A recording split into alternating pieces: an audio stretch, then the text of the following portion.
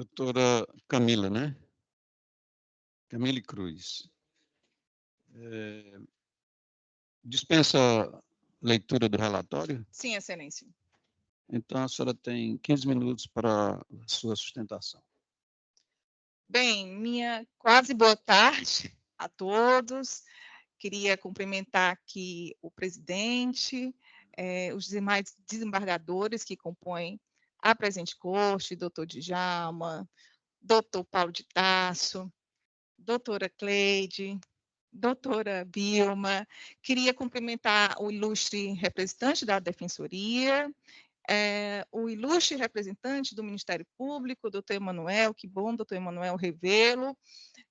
Vou ser breve, a questão, Excelência, assim, eu falo em nome da Frank Borges, aqui, na condição de apelada e apelante. A questão, Excelência, na minha visão, não tem complexidade. Porém, devido à importância desse processo para o meu cliente, Frank Borges, é que eu estou aqui. Principalmente porque o meu cliente aguarda o julgamento desse processo há mais de 10 anos.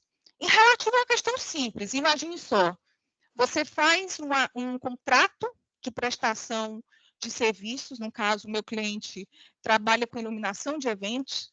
Em 2012, meu cliente, Frank Borges, foi contratado pela consultoria Gomes de Matos, um contrato valor de 300 mil, cerca de 300 mil à época, né? Que hoje seria um valor bem mais alto. Para prestar esse serviço, foi firmado um contrato para isso, e 30 dias antes, cerca de 30 dias antes, a Gomes de Matos manda um e-mail dizendo, não, olha, eu vou ser só apoiadora desse evento. Eu estou como contratada, eu contratei, né? Mas eu vou ser só apoiadora desse evento. Ou seja, me parece um ato absolutamente arbitrário da parte. E, por isso, foi ajuizada uma ação declaratória de resolução contratual, logicamente com perdas. Né? Naquela oportunidade, antes da ação, nós notificamos a empresa, e a empresa, na sua contra-notificação, talvez muito contando, talvez com uma eventual demora do judiciário, contando que não se faz justiça, eventualmente, foi falar, eu fiz realmente o contrato com você, porém, verbalmente, eu acertei outra coisa. E com base nesse fundamento de que teria acertado um contrato verbal, e não obstante a existência de um contrato formal nos autos, a parte entendeu aí chegarmos até aqui, em argumentos absolutamente contraditórios, e vislumbra até uma litigância de má-fé em relação aos argumentos trazidos na apelação da Gomes de Matos. Dentre os argumentos da Gomes de Matos, e eu preciso aqui só ressaltar que a sentença foi procedente a favor, obviamente, da Frank Borges, constatou o juiz que não necessitaria, como a parte pretende, um exame pericial, que se aquele contrato foi de fato assinado pela empresa, porque o juiz constatou que a própria empresa, contranotificando a parte, confirmou a existência de um contrato verbal, de um contrato físico, na verdade, formalizado. O juiz constatou isso e, por isso, afastou, né, a necessidade de uma prova pericial. E esse mesmo julgador julgou parcialmente procedente a pretensão da Frank Borges, ressaltando aí a necessidade de pagamento de lucros cessantes. Né? A parte, na sua apelação, a Gomes de Matos, ela afirma que, não, esse contrato não foi assinado pelo representante da empresa, representante legal. Sendo que esse representante legal hoje é sócio da empresa. Está lá constatado. O senhor Gomes de Matos é sócio da empresa hoje. Então, imagina, toda a negociação foi feita frente a uma pessoa que se aparentou ali como representante da empresa. Foi feito um contrato com esse representante da empresa. E a Gomes de Matos, na sua operação, afirma, não, eu não sei quem é esse doutor Eduardo. Porém, o senhor Gomes de Matos, quem negociou com a empresa, à época, 2013, tá, excelências? 2013, é sócio da empresa. Então, me parece contraditório esse argumento da parte. Segundo momento, a parte também alega um cerceamento de defesa porque o juiz negou essa prova pericial. Sendo que a parte tem aí o documento na sua contranotificação, afirmou a existência de um contrato físico. E o juiz, acertadamente, falou, olha, não existe uma relação que eu tenha um contrato físico e um contrato verbal. Contrato formalizado, firmei um contrato com você, mas, olha, o que eu quis dizer foi isso. Não. A minha negociação, meu negócio é único nesse caso. Foi um contrato firmado com a Gomes de Matos, que não cumpriu. Ela sequer chegou e disse, olha, eu quero rescindir esse contrato. Ela não fez isso porque ela iria automaticamente na cláusula penal do contrato. Ela se fez de desentendida. E o juiz entendeu esse desentendimento como com total desconsideração do contrato, de modo que julgou procedente e arbitrou, à época, os cerca de 158 mil de lucros cessantes.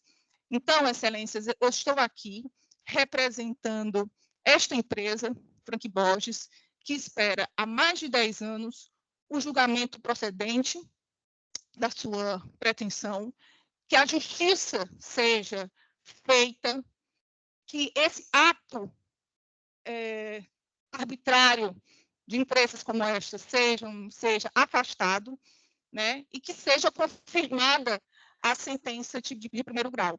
Ressalto que, e aí, por isso nós apelamos também, que a Gomes de Matos se entendeu ofendida porque, para além de tudo, a empresa entrou com a ação. Nós tivemos que entrar com a ação para restaurar ali a legalidade.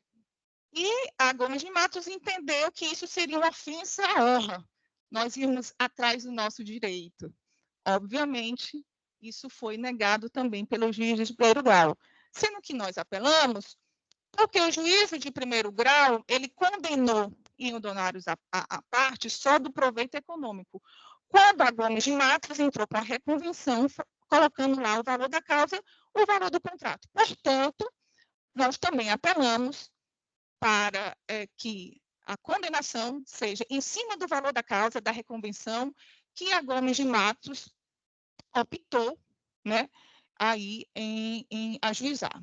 Né? Então, sem me prolongar, eu espero, eu clamo que a sentença seja mantida quanto ao julgamento, né, que se constatou, obviamente, essa arbitrariedade cometida pela empresa, porém, que seja reformada quanto aos honorários na reconvenção. Obrigada pela atenção. Cumprimento a doutora Camila Cruz e, de logo, passo ao relator para proferir seu voto. Pois não, senhor presidente. Inicialmente, é só para esclarecer que, no caso, a empresa Gomes de Matos não chegou a reconhecer a existência de contrato físico, não. Na contra-notificação, ela disse que existia um contrato verbal. Só para esclarecer, para não ficar ruim aqui, ser mal entendido no meu posicionamento. Eu passo a ler aqui a proposta de emenda, senhor presidente, no seguinte sentido. Processo civil, recurso em ação declaratória de resolução contratual, combinado com indenização por perdas e danos, sentença de procedência, julgamento antecipado da lide, impugnação da demandada acerca da autenticidade da assinatura do contrato juntado pelo promovente, contrato físico, claro. Requerimento de prova pericial grafotécnica, cerceamento de defesa e violação ao devido processo legal. Recurso conhecido e provido. Sentença anulada, retorno dos autos à origem para regular prosseguimento. Essa é a proposta de emenda. Por avançar da hora, eu peço permissão, Vossa Excelência, de ficar aqui na proposta. Tá bom? É assim como eu voto, senhor presidente.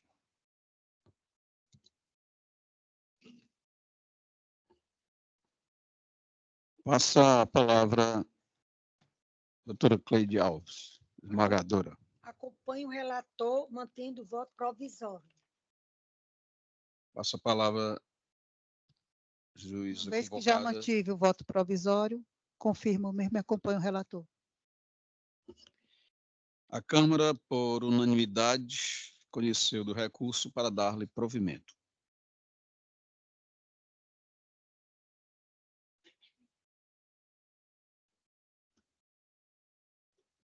Passo para julgamento o seguinte processo. Agravo de instrumento 0639188-06-2023. Agravante Sorvete Juarez Limitada. Advogado Wesley Smith Vieira da Silva. Advogado Vladimir Albuquerque e Ítalo Farias Braga. Agravado espólio de João Juarez de Albuquerque. Inventariante Neila Maria de Albuquerque. Advogado Herbert de Assis Reis. E também Eveline do Amaral Andrade. Passo a palavra ao doutor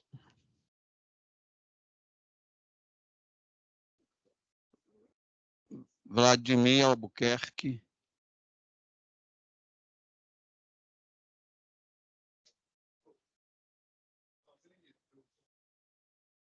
Para ser por mim, Ítalo Farias Braga, certo? O doutor Vladimir está aqui ao meu lado também, mas enfim, estamos os dois pelo agravante. Então, é o Ítalo Farias Braga. Ítalo Farias Braga. Dispensa a Dispensa relatório, leitura excelência. do relatório. Então, o senhor tem 15 minutos para a sua sustentação. Muito obrigado, excelência. Inicialmente, inicio cumprimentando as partes, cumprimentando o doutor desembargador, relator do caso, presidente da turma, os desembargadores aqui vigentes, desembargadora Cleide, a quem muito me felicita estar aqui assumindo a tribuna, acompanho os trabalhos do desembargador Helder, da desembargadora Cleide, desembargador Djalma, desembargador Paulo de Tasso, e também da doutora Vilma, a qual acompanho na 17ª Vara de Família. São desembargadores os quais me orgulha muito poder ver e poder acompanhar os trabalhos. Eu me espelho muito no trabalho dos senhores, então eu só tenho a agradecer a presença e o cuidado, o esmero que eu sei que tiveram ao ler e apreciar esse processo. Também agradeço aqui a presença do doutor membro da Defensoria Pública, doutor Alderi. Eu sei que o trabalho de custos vulneráveis é duro e a gente está acompanhando e agradecendo o empenho e a dedicação. O procurador doutor Emanuel Girão, aqui eu chamo, na verdade, não de doutor, mas de professor, porque eu tenho esse respeito pela atividade docente e doutor Emanuel, como professor Emanuel, só tenho a agradecer a presença. Por fim, agradecer a presença da doutora advogada, dos colegas. Estamos aqui no intuito de colaborar com o esclarecimento de Vossa Excelência sobre os fatos, e nós viemos aqui exatamente com esse intuito de tentar facilitar a visão. Nós entendemos que os senhores têm acesso ao texto escrito, às palavras que vão estar nos textos. Entretanto, muitas vezes ouvir e conhecer a história pela forma oral nos permite uma visão mais clara, às vezes uma visão mais precisa efetivamente dos processos. E é por isso que nós temos esse momento, e eu só tenho a agradecer a presença de todos, enfim, em me ouvirem e a gente poder acompanhar o julgamento. Em relação a esse caso, o que é que nós temos aqui? Basicamente, essa ação é uma ação de despejo em relação a uma empresa que é a Albuquerque, seria, na verdade, a atual Sorvete Juarez Limitada. Muitos de vocês talvez já tenham consumido sorvete e talvez não acompanhem tudo o que acontece nos bastidores. Mas o fato é que essa ação ela é um pedaço. Ela é um pedaço de uma história bem mais longa e que envolve algumas outras ações e as quais nós precisamos de esclarecer aqui nos autos para que não sejam tomadas decisões precipitadas. E é exatamente o motivo, a origem de um agravo de instrumento, que é o que nós temos aqui nesse caso. Basicamente, nessa ação, foi informado pela parte autora da ação e agravada nesses autos, que o senhor Expedito, que teria alugado o imóvel lá, que fica ali na Engenheiro Santana Júnior, teria feito uma construção residencial não autorizada e fora dos termos do contrato. E basicamente justifica numa notificação, dizendo notificamos e, consequentemente, não foi cumprido, foi feita uma construção indevida, descumprido o contrato, e por isso nós queremos a rescisão desse contrato e a expulsão desse inquilino, como se fosse uma mera relação de inquilinato, de acordo com a Lei 8245. Entretanto, a história não é bem essa. Vamos lá. Basicamente, o que é que nós temos? Seu Expedito, que é o proprietário da empresa Sorvete Juarez Limitada, antiga Albuquerque, ele fundou o Sorvete Juarez junto com seu pai, João Juarez de Albuquerque, na antiga loja ali que ficava na Rua Barão Studart. Nesse momento, João Juarez e Expedito trabalharam juntos desde a década de 70. Nós estamos falando aqui de um senhor septagenário já. Seu Expedito é quem efetivamente movimentou essa empresa durante muitos anos e esteve ao lado do pai durante toda a convivência, durante a velhice, até o falecimento do genitor, seu João Juarez. Nesse meio tempo, o seu Expedito montou também suas empresas, as quais uma delas ficava ali na Engenheiro Santana Júnior, que era a sede da fábrica dele. E onde ele tinha a fábrica dele, ele construiu também a sua residência. Isso muito antes de qualquer ação, qualquer suposto contrato, ou qualquer relação do tipo. O fato é que no ano de 2019 foi feita uma segunda etapa de uma edificação que já existia, inclusive conforme a RT expedida e juntada, ou seja, foi feito o trabalho de engenharia, foi feita a obra muito antecedente a qualquer existência de contrato, até porque a posse desse imóvel em relação ao herdeiro Expedito, e aí falo não em relação à empresa Sorvete Juarez Limitada, mas em relação àquela pessoa que estaria morando em cima, ela é muito antecedente a qualquer querela, a qualquer discussão do gênero. O fato é que, em 2019, ele fez essa construção. Em 2020, ele precisou de fazer uma renovação do alvará do Corpo de Bombeiros. E, para isso, ele ainda, em contato com os inventariantes, havia feito um documento formal, a qual nunca teve materialidade, que seria esse suposto contrato que teria sido descumprido e que agora, depois de muitos anos, veio ser considerado como um eventual descumprimento. E o que aconteceu em seguida a isso? Em 2020, o seu Expedito continuava numa boa relação com os irmãos, o senhor João Juarez já havia falecido, a genitora ainda estava viva, e a família ainda estava tentando solucionar o inventário que resta há muitos anos ainda sem solução. À época, travado porque existia a necessidade da avaliação dos bens. Nós já tentamos destravar esse inventário, tentamos alguns contatos, mas não conseguimos. O fato é que a fábrica, o Sorvete Juarez, está lá naquele mesmo canto, naquele mesmo imóvel, há algumas décadas já. E depois de tudo isso, houve um desentendimento em relação ao uso da marca, porque a marca foi registrada no início dos anos 2000, ou seja, ainda com o seu Juarez vivo, ainda com o seu Juarez trabalhando, foi feito o registro da marca em nome do senhor Expedito, a qual é proprietário da marca Sorvete Juarez. A marca é de propriedade do senhor Expedito. Nós ajuizamos uma ação questionando a marca no final de 2023, certo?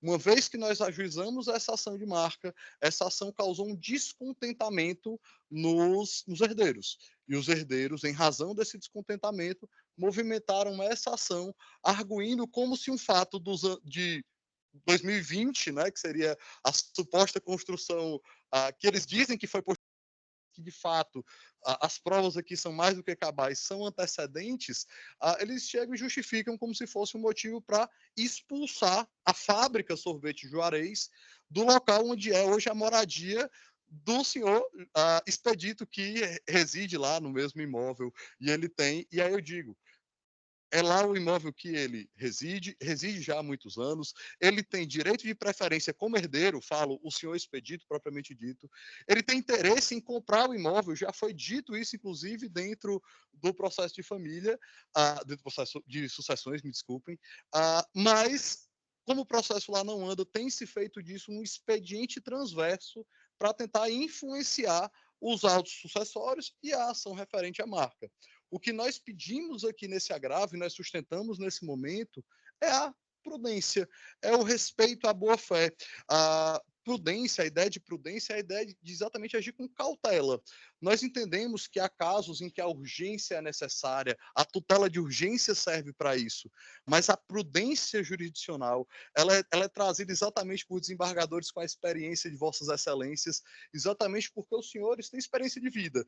Já consumiram um sorvete Juarez, talvez na década de 80, de 90, eu não tenho dúvidas, e que, exatamente pelas suas vivências, conseguem dizer, aqui nós temos que deixar as coisas ir com a calma, com a prudência do processo do primeiro grau, com a oitiva produção das provas necessárias, e é nessa via estreita que nós estamos trabalhando.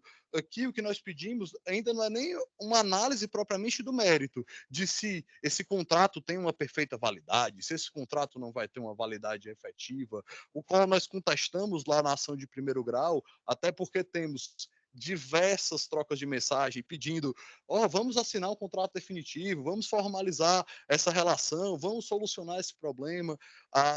Esses contatos aí são inúmeros durante pelo menos esses 4 anos, agora nós já estamos em 2024, mas durante esses 4 anos os contatos são pelo menos inúmeros.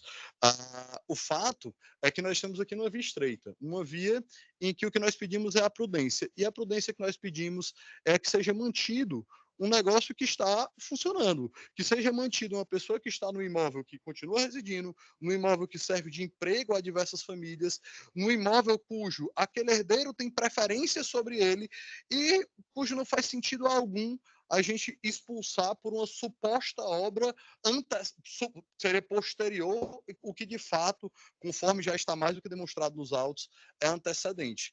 Então é nesses termos que nós pedimos que a medida de despejo seja suspensa por definitivo. Nós já temos aí uma medida liminar em atividade, mas nós pedimos que ela seja mantida em definitivo para que nós possamos discutir isso com calma no juízo de primeiro grau. E aí, desde já, eu me disponho à doutora até nós marcarmos uma audiência de conciliação. Nós temos todo o interesse em solucionar a querela. Nós entendemos que os processos de inventário têm que encerrar, e eles têm que encerrar por prudência também, mas nós precisamos de fazer isso com um ambiente propício. Então, é nesses termos que nós pedimos deferimento e a manutenção da tutela de urgência anteriormente deferida na decisão monocrática de Vossa Excelência. Agradeço e devolvo a palavra, Excelência. Obrigado, doutora. Cumprimentos ao doutor Ítalo Farias Braga e ao doutor Vladimir também, que está aqui. Passa agora a palavra à doutora Daniela Bezerra Moreira Alves. Boa tarde já, boa tarde, excelências. Em 15 minutos. Eu saúdo todos em nome do Dr. José Lopes, relator e presidente desta Câmara. Saúdo aos demais membros, Dr. Djalma, Dr. Paulo, doutora Cleide, nobres desembargadores, doutora Vilma e Dr. Paulo de Tarso, juízes que estão aqui, Dr. Emanuel e Dr. Alderi, nobre representante da Defensoria e representante do Ministério Público, meu muito boa tarde. Desculpem o nervosismo, mas é natural, é a primeira vez que eu faço uma sustentação oral e estou muito feliz de estar nessa composição tão brilhante, como meu colega já disse aqui, né?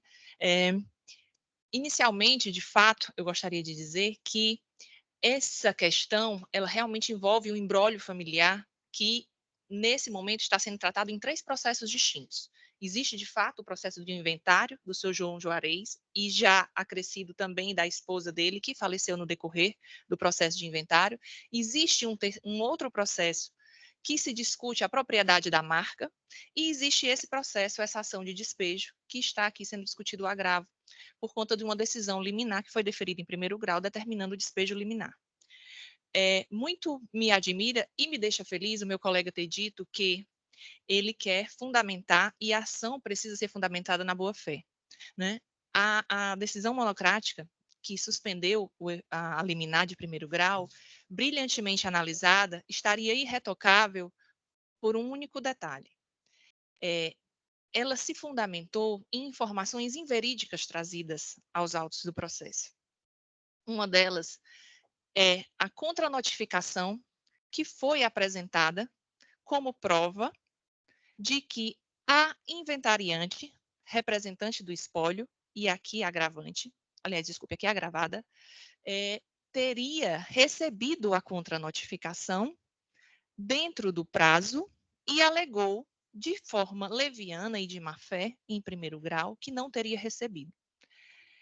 Eu digo aqui a todos que nós tomamos ciência da existência dessa contranotificação nos autos deste processo, porque até então não se tem qualquer notícia dela. E iniciou-se uma verdadeira peregrinação para identificar e localizar quem teria recebido essa contranotificação. E assim seguimos. Fomos até o cartório e descobrimos que essa contranotificação foi recebida por uma senhora chamada Célia Oliveira. Quem é Célia Oliveira? A inventariante questionou todos os funcionários, não se sabia quem era Célia Oliveira, questionou todos os irmãos, que também são diretamente interessados nesta querela, porque eles têm direito a todo e qualquer lucro, dividendos, o que possa existir sobre esse imóvel e todos os outros bens que compõem o inventário do seu João Juarez. E descobriu-se que a senhora Célia Oliveira, na verdade, chama-se Maria Auricélia Oliveira, funcionária do senhor Expedito. E aí eu pergunto, como uma funcionária do senhor Expedito poderia ter recebido uma contranotificação enviada por ele? Nós juntamos fora do prazo da contraminuta, porque nós estávamos dependendo da informação da ata notorial do cartório Pergentino Maia, que atestou que essa senhora Célia tem a divulgação do Instagram dela, em que ela, inclusive, se apresenta como funcionária da Sorvete Juarez há mais de 17 anos.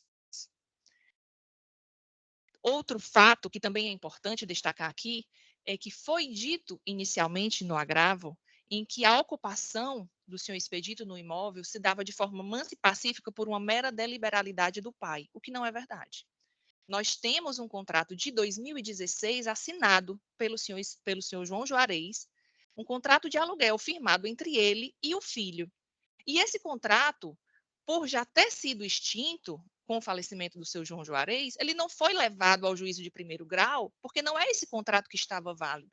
O contrato firmado exatamente nos mesmos termos do contrato firmado inicialmente com seu João Juarez, é que aquele imóvel teria que ser exclusivamente comercial.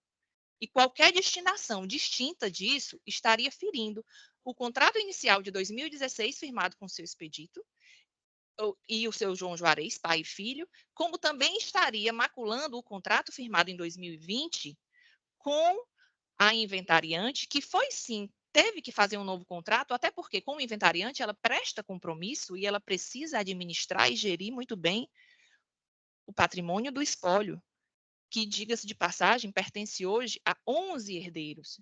De fato, o seu Expedito, ele é apenas um desses herdeiros. O patrimônio é composto por 3 imóveis e uma empresa.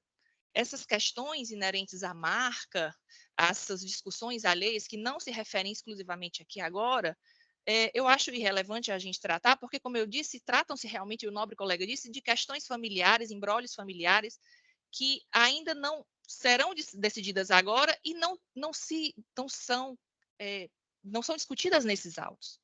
Né? O que se está discutindo aqui, de fato, é sim a existência de um contrato que existe nos autos sobre essa questão de que o agravante busca constantemente a formalização do contrato, o que, na verdade, ele coloca essas mensagens, são comprovantes de pagamento de R$ 2.500. Mas, como ele hoje é o produtor do sorvete, existem negócios entre eles de fornecimentos de sorvete e pagamentos indo e vindo. E esses comprovantes juntados nos autos, eles não são especificamente de aluguéis. O fato é que hoje existe sim um contrato de aluguel que está nos autos, firmado entre o espólio e o senhor Expedito, a empresa do senhor Expedito. Esse contrato tem a previsão realmente legal de que apenas será dado o destino comercial. Essa obra realizada, de fato, antes desse contrato, ela ocorreu num período em que o senhor João Juarez já estava debilitado e não tinha como fazer qualquer reivindicação judicial contra o filho. Essa obra iniciou no final de 2016. Desculpe, essa obra iniciou em 2017. Seu João Juarez morreu exatamente em 30 de abril. Não, desculpe. A obra iniciou em 30 de abril de 2017. Seu João Juarez faleceu em 2018, já com 90 anos. Já tinha se afastado das suas atividades. Já não era o responsável direto pela administração dos negócios, porque com o filho tocava o negócio. Mas tinha com ele, sim, por ser um homem de negócios, relações comerciais. E não há nada de errado com isso. O simples fato dele não ter condições e não ter tido chance de adotar qualquer medida judicial, nem os irmãos, por conta de estarem preocupados no restabelecimento do pai ou no cuidado com a manutenção da saúde do pai e da mãe, não significa que há anuência tácita deles com essa construção. Muito pelo contrário. Apenas o foco e a prioridade era o cuidado com o seu João Juarez. E isso não dava, de forma nenhuma, o direito ao senhor Expedito em fazer a construção e ali residir, porque ele tinha um contrato de locação, sim, com o pai e usou de verdadeira má-fé na condução desse imbróglio, quando ele recebeu a notificação, ao enviar uma contranotificação que foi recebida pela sua funcionária. Jamais, se esse fato se não tivesse sido trazido essa informação aos autos, jamais a inventariante teria tomado conhecimento dessa contranotificação e não teria tido a chance de comprovar o ato de má-fé, mais um ato de má-fé do irmão na condução dos negócios, que apenas a título de informação, eu vou frisar aqui, uma das questões que está entravando o inventário é porque existe, inclusive, uma certidão do oficial de justiça dizendo que não pode fazer avaliação do imóvel que foi pedida pelo juízo de primeiro grau no processo de inventário, porque a matrícula não está condizente com a construção que lá se encontra. Ou seja, todas essas questões, elas estão entravando 3 processos, mas que, nesse momento, é inquestionável que existe um contrato que está sendo, sim, aqui descumprido, que foi firmado exatamente nos mesmos moldes num contrato de 2016 firmado entre pai e filho. Então, precisa ser considerado, como eu disse e repito, seria perfeitamente irretocável a decisão monocrática, se ela não tivesse sido fundada em informações falsas que foram trazidas aos autos, que foram trazidas ao juízo. Então, isso precisa ser observado. A ata notarial está nos autos do cartório Pergentino Maia, em que há a constatação dessa senhora Auricélia, e em que, inclusive, o Instagram dela, ela se coloca como Célio de Oliveira, exatamente tal qual como foi assinado na contranotificação, que nunca foi recebida pela agravada. Muito obrigada, eu agradeço a todos a atenção.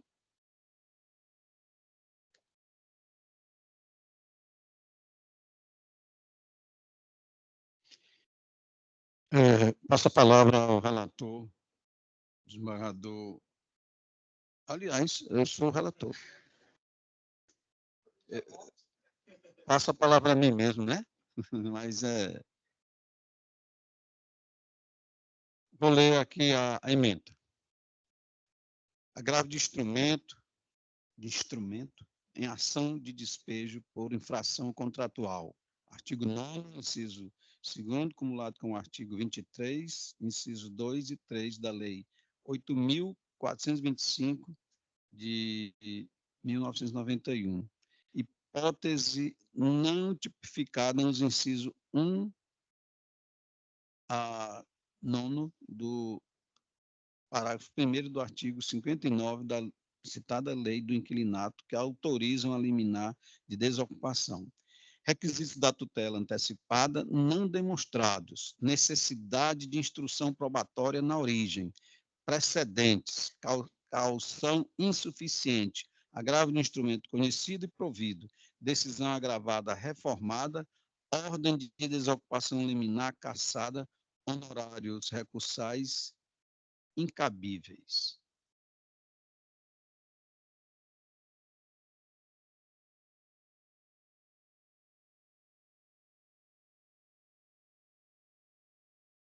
Eis como voto.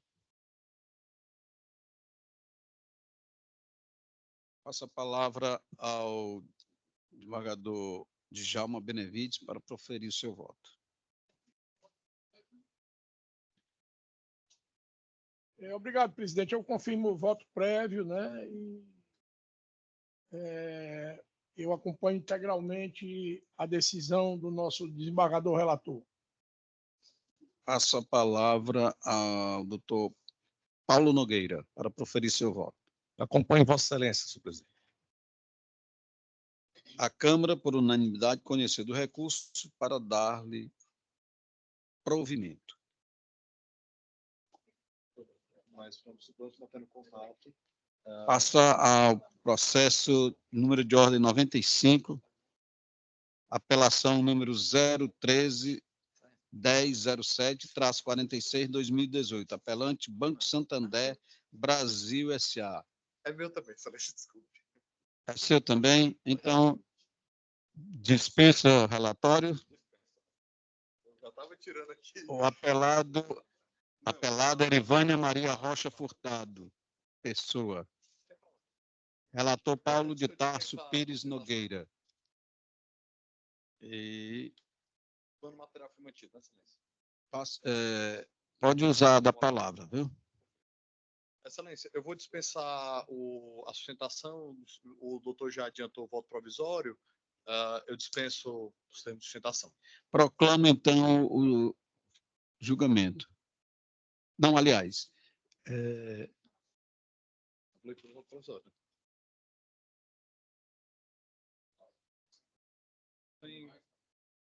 Perfeito, Excelência. já houve o voto provisório também neste processo? Em homenagem ao advogado aqui presente, eu colho os votos da... Aliás, passar a leitura da emenda. Pois não, senhor presidente. A proposta de emenda é a seguinte: direito processual civil, apelação civil, débitos indevidos em conta corrente, indenização por danos morais e materiais, instituição financeira ré que não logrou comprovar fato extintivo, modificativo ou impeditivo do direito da parte, autora, ônus probatório que lhe competia, até do artigo 6º, inciso 8 do Código de Defesa do Consumidor, aplicável em caso. Súmula 297 do STJ, falha na prestação de serviço, artigo 14, parágrafo 1º, inciso 2 do CDC. Dano moral configurado, responsabilidade objetiva, arbitramento que merece redução, redimensionamento com base nos precedentes desta Câmara de direito privado, recurso conhecido e parcialmente provido, só pode reduzir de 10 mil para 5 mil o valor dos danos morais. É com o meu voto, senhor presidente. Passo a palavra à desembargadora Cleide Alves. Acompanho o relator, presidente. Passo a Mantém o voto palavra à provisório. doutora Vilma. Voto provisório já foi dado, senhor presidente. Acompanho o relator. A Câmara, por unanimidade, conheceu do recurso para dar-lhe parcial provimento. Obrigado, Excelência. Bom trabalho e boa tarde. Já tem? Vamos ao processo de número 115. Doutora Angélica está aí? Agravo de instrumento de número 0630019-92-2023. Recuperação de empresas de falência do Estado do Ceará. Agravante Lisiane Dias Carneiro Aguiar. Agravante também Kleber Gondim Carneiro. Agravante Aderson Gondim Carneiro, Regina Célia Magalhães Carneiro, Suzy Magalhães Carneiro, Marcos Aurélio Magalhães Carneiro, Hudson Magalhães Carneiro, José Ronaldo Dias Carneiro, José Haroldo Dias Carneiro, Francisco José Dias Carneiro, Liz de Maria Dias Carneiro, José Olimar Carneiro. A advogada doutora Angélica já está aqui presente e o relator, doutor Paulo de Tarso Pires Nogueira. Dispensa a leitura do relatório? Sim, Excelência. A senhora tem 15 minutos para a sustentação. Obrigada. Primeiramente, gostaria de Agradecer a possibilidade de sustentação oral, saudar a todos os desembargadores na pessoa do presidente, doutor Lopes, agradecer a atenção de todos, também ao procurador de justiça e ao defensor aqui presente, agradeço. Vou tentar ser breve, apesar da complexidade da situação, porque todos também já estamos bem cansados, imagino os julgadores. Excelências, o caso dos autos é uma situação complicada que envolve vários processos, mas que especificamente nesse caso é a suspensão dos efeitos de uma assembleia da Companhia Industrial de Óleos do Nordeste. Nós ingressamos, eu represento um grupo de herdeiros de Maria Ailame Carneiro de Aquino, que era casada em comunhão universal de bem com mais Jaime Tomás de Aquino. Esse processo, ele partiu de existe um grande imbróglio no inventário, certo? E nesse inventário existem as discussões também com relação às ações, inclusive existe ação anulatória de uma partilha amigável que foi homologada em juízo, com a oitiva apenas do inventariante do espólio de Maria Ailame Carneiro de Aquino. No caso dos autos, nós ingressamos com pedido de anulação na ação principal, anulação das assembleias que foram realizadas no ano de 2022, que aprovaram as contas da gestão dos anos de 2020 e 2021. Nós sustentamos nos autos o conflito de interesse e o abuso de direito de voto de José Carlos Santos Rocha. José Carlos Santos Rocha, ele é o presidente da Fundação Maria Ailame e Jaime Aquino. José Carlos Santos Rocha também é o diretor-presidente da Companhia Industrial de Óleos do Nordeste desde o falecimento de Jaime Tomás de Aquino, em 2015. O grupo de herdeiros que eu represento, atualmente são 13, sempre discutimos a falta de transparência que regeu o inventário e também que regeu a gestão das sociedades empresárias, 4 sociedades anônimas. Nunca tivemos um acesso efetivo às informações. Em 2018, foi necessário ingressar com a ação com o objetivo de instalar um conselho fiscal nessas empresas para que a gente tivesse direito às informações mínimas. Em 2019, foi feito um acordo de pelo menos ter uma prestação de contas trimestral. A partir deste acordo, que mal foi cumprido 3 reuniões, depois foi tudo discussão judicial, não houve mais convocação de assembleia ordinária e extraordinária pela Companhia Industrial de Óleos do Nordeste, o que impediu, certo? Que impediu toda essa suscitação e discussão previamente. Após o encerramento do inventário de Jaime Tomás de Aquino, foram convocadas as assembleias. E nessas assembleias, as mesmas pessoas que estavam dirigindo as empresas eram as pessoas que tinham poder para votar a aprovação dessas contas. Essas empresas, que já foram das maiores potências do estado do Ceará, elas foram completamente dilapidadas, 3 subsidiárias, durante o curso de um inventário. No caso da Companhia Industrial de Óleos do Nordeste, é ainda mais grave, porque envolve a Fundação Maria Ailame Jaime Aquino. Essa fundação está sendo utilizado o poder de voto dela para defender os interesses do diretor-presidente. O diretor-presidente, ao acumular a função de presidente da fundação e presidente da Cione, ele não pode votar e aprovar as próprias contas, em especial numa situação altamente calamitosa e que existe um declínio do patrimônio da empresa acentuado, com prejuízos milionários inexplicáveis, e mais, existe uma situação que uma fundação, que ela precisa ser controlada e precisa ser fiscalizada pelo Ministério Público, emprestou, sem autorização do Ministério Público, 3 milhões para a Companhia Industrial de Óleos do Nordeste. E ainda assim, consta isso nas notas explicativas, que houve empréstimo de 3 milhões sem autorização do Ministério Público, ou seja, todo o dinheiro que ainda restava para a fundação foi para a Companhia Industrial de Óleos do Nordeste, e o presidente da fundação, que é o mesmo presidente da Companhia Industrial de Óleos do Nordeste, a Cione, aprovou essa operação. O que está acontecendo em todas as empresas do grupo é os executores estão sendo os julgadores. A situação é extremamente grave, nós noticiamos onde foi possível. Quero deixar, inclusive, aqui registrado que eu sou advogada nesses processos desde 2017. E nós tentamos, até onde foi possível, resolver a situação de uma forma tranquila, um acordo, uma transparência, porque só se resolve uma situação dessa com transparência, com conversa, mas nunca nos foi oportunizado. Quando vimos o tamanho da situação absurda que nos encontramos, tivemos que dar outros passos que não era o nosso objetivo. Ninguém quer se colocar em tamanho imbróglio judicial, ter tantas discussões com tantos órgãos, com tantos juízes, Até hoje, até a presente data, o inventariante, que era o diretor executivo da Cione, ele continua inventariante. Ele já foi denunciado por crime em Tauá contra o próprio espólio, mas mesmo assim ele continua inventariante. Então, os herdeiros estão tentando lutar não só por transparência, mas para resguardar para que haja patrimônio futuro. E que um patrimônio tão extraordinário não se converta em dívidas. E pior, não se saiba como se converteu em dívidas. Hoje a minha luta é até de forma de contar uma história. Porque é revoltante a gente ver tudo o que está acontecendo, você procurar os órgãos e você notar a carência, por exemplo, de segurança pública no sentido de como é que fiscaliza uma situação dessa, como é que investiga. Aí todo mundo diz, isso é muito complexo, mas precisa ser enfrentado. Não era a situação que eu gostaria de estar. Eu gostaria de estar numa situação com 14 herdeiros, a maioria idosos. Eu gostaria de estar lá, gente, vamos aqui, vamos resolver, vamos isso. Eu sempre quis me colocar e me coloco nessa situação até hoje, tanto é que estou com a maioria dos herdeiros hoje. Mas se não nos dão uma oportunidade disso, só não cabe os processos. No juiz sucessório, a resposta é, isso aqui não é matéria nossa, é no matéria empresarial.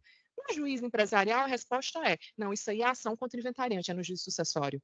Nós estamos com um problema sério com relação até aonde atuar, razão pela qual ingressamos com todas as ações que eram cabíveis e faremos isso como uma forma, excelência, de exigir dos órgãos, das instituições do Poder Judiciário do Estado do Ceará, transparência, que os gestores deste patrimônio que está sendo completamente dilapidado, eles têm o dever legal, moral, de transparência. No caso dos autos, a dilapidação da Companhia Industrial de Óleos Nordeste, que todos acredito que já passaram, é extraordinária e que ainda é possível recuperar. Hoje ainda é. Amanhã provavelmente não. O patrimônio de 89 milhões, hoje já está constando na contabilidade 7 milhões. Isso é um escândalo. E quando eu me coloco numa situação dessa, eu não gostaria de ter denunciado todos os órgãos que eu denunciei. Ninguém gosta de uma situação dessa. Não tem alternativa. O que nós pedimos é que seja dado um basta.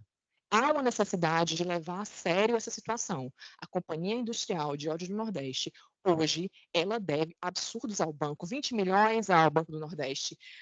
Os atos aí são de aumento de dívida. Em vez de ter um projeto para reestruturar a empresa, eles fazem um projeto para aumentar os salários. O presidente da fundação recebe 70 mil reais, o vice-presidente 35.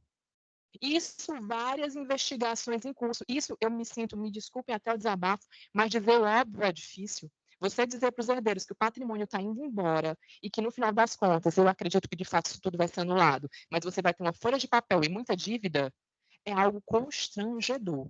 É constrangedor para mim como advogado, eu acho que é constrangedor para as instituições. E o que eu peço aqui é, de fato, uma atenção, até porque existem procedimentos no Ministério Público que reconhecem, o NATEC, ele foi muito claro ao reconhecer as operações. Eu não vou repetir, porque eu acho que já está todo mundo assim, muito exausto, né, assim, do dia, mas assim, peço que analisem os pontos principais com relação à necessidade de que haja uma intervenção externa que não seja apenas por José Carlos Santos Rocha. Deixo aqui, para finalizar, uma situação que ainda é mais grave. José Carlos Santos Rocha ele tem 82 anos. Ele não vai responder por esses atos. O próprio inventariante, que tem 79 anos, já começou a ser declarado a extinção da punibilidade parcial e crimes graves. E aí, quando você vai colocar, tá, e depois a gente tem que entrar na responsabilidade de administrador. Isso vão demorar anos. E não vai ter patrimônio. Eu só estou pedindo aqui, eu peço assim, não gostaria de estar nessa situação, gostaria de estar com os herdeiros, vai ter distribuição de patrimônio, vai ter isso, vai ter aquilo, mas chamar a atenção que se isso não parar, isso é uma tragédia anunciada. Entregaram para os herdeiros o mundo, e no curso de um processo de inventário, e no curso de umas ações empresariais, tudo isso está sendo retirado. E a nossa luta é não só para parar, como para resgatar o patrimônio, e digo mais, uma história. Porque ver a história de Jaime Tomás de Aquino, grande industrial, um senhor que foi reconhecido no mundo todo por quem foi, pela história dele, porque eu já visitei quase todos os municípios que ele tinha fazendas e ouço muitas histórias. Ver o patrimônio dele se transformar nisso, a falta de respeito. Eu, como advogada que não conheci, estou buscando mais respeitar a história dele do que pessoas que conviveram com ele a vida toda. Então, eu peço que seja provida o agravo para que seja determinada a suspensão dos efeitos dessas assembleias. E eu espero, sinceramente, que a lei prevaleça nos fatos futuros, porque a gente precisa entender que a lei é para todos. Obrigada, excelências, agradeço a atenção. Doutora Angélica, tenho os meus cumprimentos pelo seu trabalho realizado aqui na tribuna. Passo a palavra à doutora Hanna M. Pimentel Farias, é isso? Pimenta. Hanna Emi Pimenta Farias. Pimenta. Desculpa. Tranquilo. Olá. A senhora tem 15 minutos.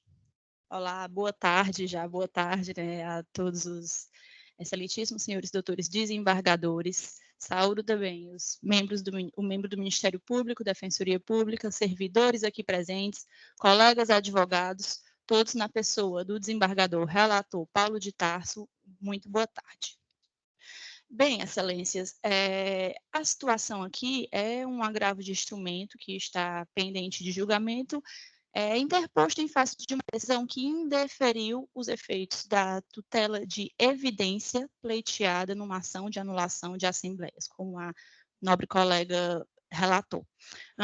Com a devida vênia, as palavras apresentadas pela colega, entendo que exista uma situação complicada em relação ao imbróglio dos herdeiros, mas o fato aqui é que estamos discutindo se há ou não fundamento para a anulação ou, no caso do agravo de instrumento, para a suspensão dos efeitos das Assembleias Gerais realizadas em 2 e 30 de agosto de 2022, no âmbito da Companhia Industrial de Óleos do Nordeste, Cione.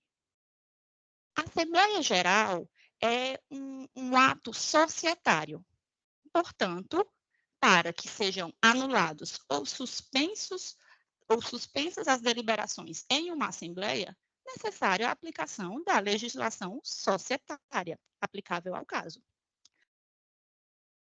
Uma discussão antes de ingressarmos na seara societária, se os atos praticados são lícitos, são regulares, se a Assembleia foi convocada corretamente, se as deliberações foram tomadas de forma prudente.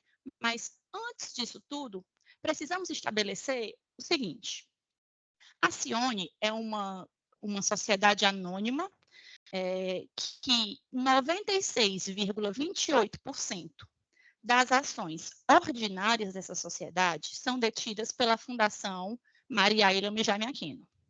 3,72% das ações ordinárias são detidas pelo espólio de Maria Ailame. Isso porque o espólio de Jaime Aquino já finalizou, o inventário de Jaime Aquino já finalizou. Então, temos aqui 2 acionistas. Quem tem legitimidade para apresentar algum pleito em relação à sociedade é um acionista. Por exemplo, fugindo um pouquinho aqui do nosso tema, só para exemplificar de uma forma mais clara, eu, Hanna, se estiver insatisfeita com a gestão das lojas americanas, não posso aleatoriamente pleitear uma revisão ou algo nesse sentido. Aqui se trata de um ato societário. Para discutir os efeitos de uma assembleia, é necessário o requisito básico: legitimidade ativa.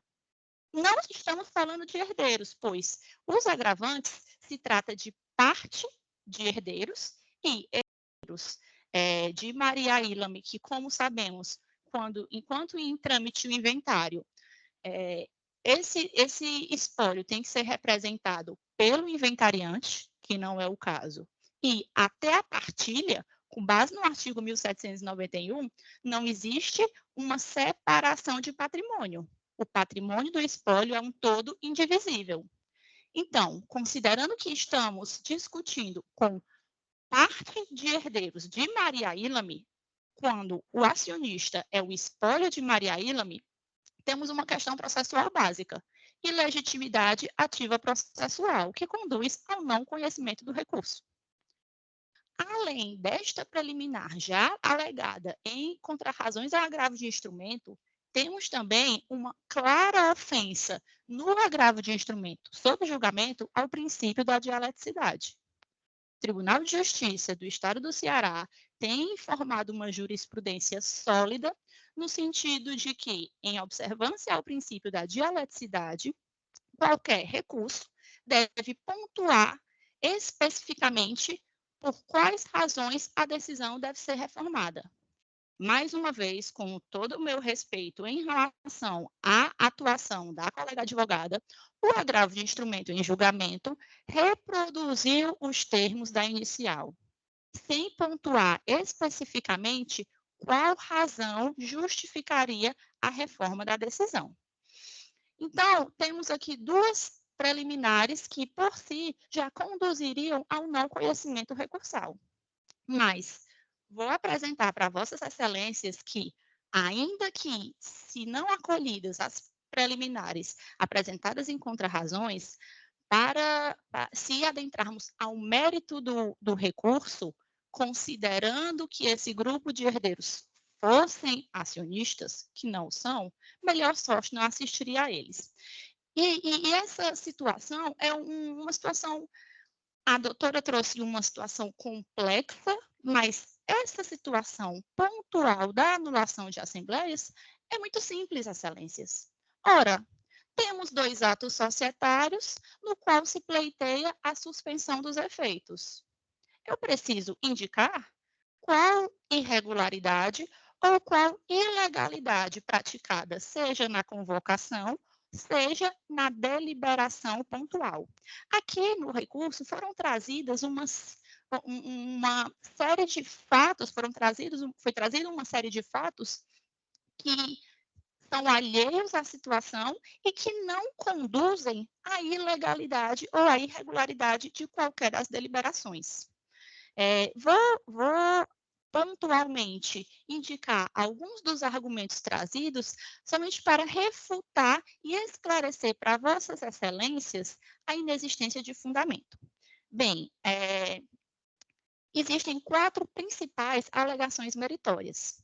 A primeira é de que não há o apontamento na ata da Assembleia realizada no dia 2 de agosto de 2022 de qual seria o valor prejuízo pela companhia, o valor do prejuízo experimentado pela companhia. Segundo argumento, que existiriam irregularidades nas demonstrações financeiras que foram deliberadas na Assembleia. Terceiro, que por mais de 3 anos, a companhia não convocou as Assembleias Gerais pertinentes, anuais. E quarto, temos que, considerando o prejuízo, como a colega até comentou na sustentação, não poderia haver um reajuste da remuneração da administração. Bem, em relação ao primeiro argumento, quando a gente trata da suposta omissão de prejuízo, o artigo 133 da Lei 6.404 estabelece que as demonstrações financeiras da companhia devem ser publicadas, seja em diário oficial ou na central de balanço do SPED, a depender do tamanho da companhia. No caso, houve a publicação de balanço das demonstrações financeiras como um todo. Todas as partes interessadas, fossem elas acionistas ou não, têm acesso a essa publicação. Não houve omissão. A lei estabelece que publique. Publique para que todos tenham conhecimento e, em assembleia, os acionistas deliberem se aprovam ou não. No caso, o acionista principal, que é a fundação, deliberou, votou e, na ata, constou o resumo do que foi deliberado. Não há que se falar em uma ata de assembleia constar qual foi o prejuízo, se gastou tanto com insumo, se gastou tanto com folha de pagamento. Não há esse tipo de detalhamento por inexistência de pertinência, porque as demonstrações financeiras são muitas, são grandes, complexas, e não há necessidade de constar em ata. Então, não há irregularidade nem ilegalidade nesse ponto. Em relação às contas, aos grandes prejuízos, ao grupo empresarial, também destaco aqui que não existe um grupo empresarial.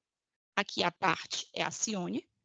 A Cione já foi controladora no passado de 3 outras empresas e, na finalização do inventário de Jaime Aquino, essas empresas foram transferidas para o espólio de Maria Ilame, aquele espólio que ainda não foi finalizado da falecida viúva do seu Jaime Aquino. Então, quando na finalização do inventário de Jaime Aquino foram transferidas as 3 empresas, que eram 3 ativos, saiu da contabilidade da Cione o valor de R$ 27.835.110,75, que era o patrimônio líquido dessas empresas. Retirado esse ativo da contabilidade da Cione, naturalmente, vai constar um prejuízo não operacional, mas um prejuízo. Juntamente com a transferência desses ativos, foram descontadas as contas de partes relacionadas que existiam do antigo grupo empresarial. Nesse sentido, foi baixado o valor de R$ 9.078.978,07. Só nesse único ato, quando da finalização do inventário de Jaime Aquino, constata-se que o valor de aproximadamente 37 milhões foi transferido para o inventário de Maria Ilame, do qual esse grupo de herdeiros faz parte e tem conhecimento, ou pelo menos espera-se que tenha conhecimento do que ocorre.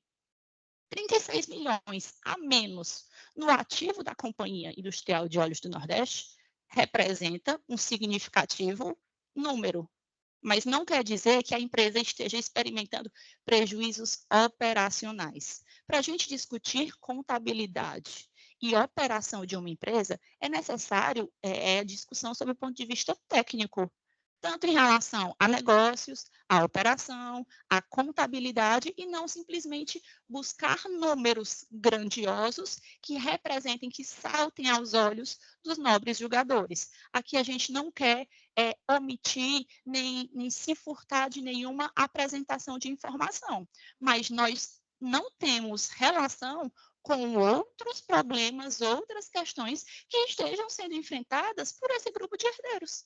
A Cione é uma sociedade que cumpre seu papel social de empresa e não tem relação com esse grupo de herdeiros, a não ser com o espólio, que é o acionista. Existem 2 outros argumentos que eu mencionei, que foi que a Cione não convocou nos últimos 3 anos assembleias gerais. Esse fato é uma irregularidade que, não havendo a convocação, qualquer acionista pode solicitar que seja convocada.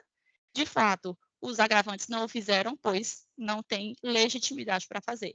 A lei, no artigo 123, parágrafo único, a linha B, estabelece que qualquer acionista poderá convocar a assembleia. Não fizeram, pois, como já informei, não são acionistas. E o último argumento foi no sentido de que a remuneração da administração não poderia ser majorada. Passaram-se 5 anos sem que houvesse um ajuste na remuneração da administração. O doutor José Carlos, que hoje é diretor-presidente, ele é diretor da Cione há aproximadamente 20 anos. Ele era diretor quando o seu Jaime Aquino estava vivo, ele era a pessoa de confiança quando vida tinha o senhor Jaime Aquino, e por isso, em disposição testamentária, o doutor Jaime Aquino estabeleceu que o José Carlos seria também o presidente da fundação. Mas o senhor José Carlos, e aqui não estou para defendê-lo, pois sou advogada da Cione, mas preciso esclarecer e não omitir parte dos fatos para vossas excelências, ele atua em nome próprio enquanto administrador da Cione, ou seja, diretor-presidente, e ele atua em nome próprio como presidente da fundação. Mas o artigo 115 da Lei 6.404, que foi invocado para considerar ilegal a atuação do José Carlos, não se aplica no caso, pois quem vota em assembleias é a Fundação Maria Ilame Jaime Aquino, a efetiva acionista. Então, excelências, com base nesses argumentos e confiante na sapiência dessa terceira Câmara de Direito Privado, se requer que seja negado provimento ao agravo de instrumento pelas razões retroapresentadas. Obrigada.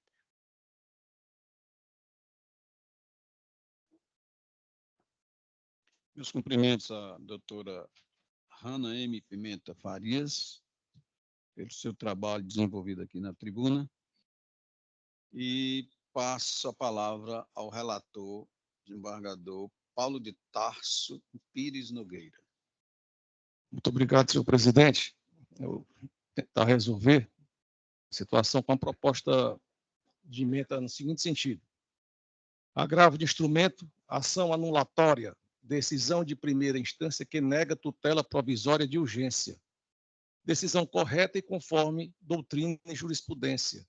Ilegitimidade recursal dos agravantes, agravo de instrumento não conhecido. É como eu voto, senhor presidente.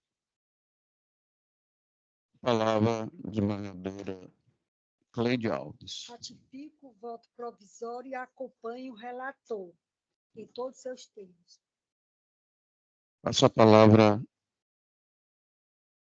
juíza convocada, Vilma Belmino, né? Senhor presidente, eu confirmo o voto provisório acompanhando o relator. Proclamação do julgamento. A Câmara, por unanimidade, não conheceu do recurso.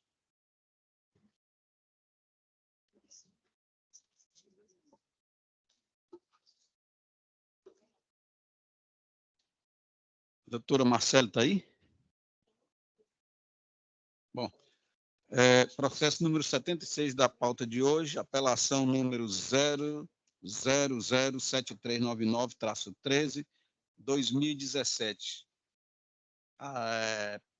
Processo da comarca de Paraipaba, vara única, apelante Ministério Público do Estado de Ceará, apelado Raimundo Dias de Almeida, advogada Maria Imaculada Jordano de Oliveira Barbosa, e a doutora Marcele Leite Rei Troia. Exato. Troia. Estou pelo escritório Imaculada Gordiana, excelência.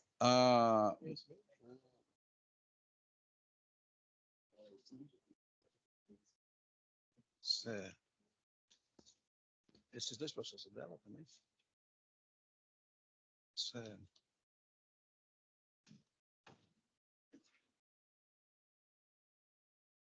Presidente, pela ordem.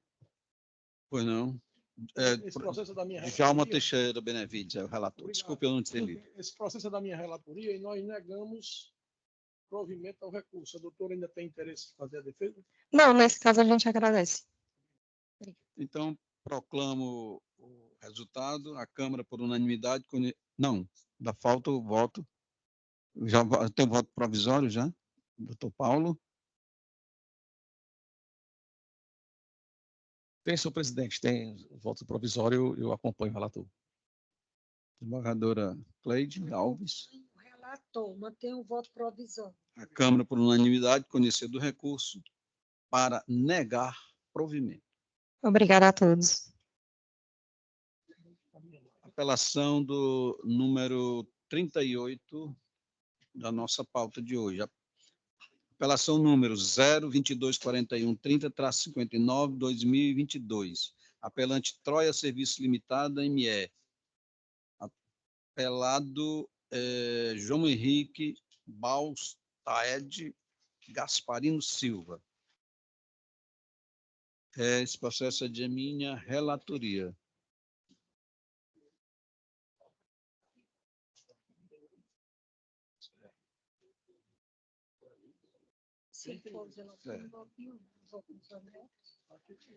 Doutor Natan Recamonde. Isso. Eu anuncio que a decisão é favorável ao seu cliente. Apelante Troia Serviço Limitada. Não, meu cliente seria o João Gasparino. Seria quem? João Gasparino. É o apelado. Ah, o apelado, né?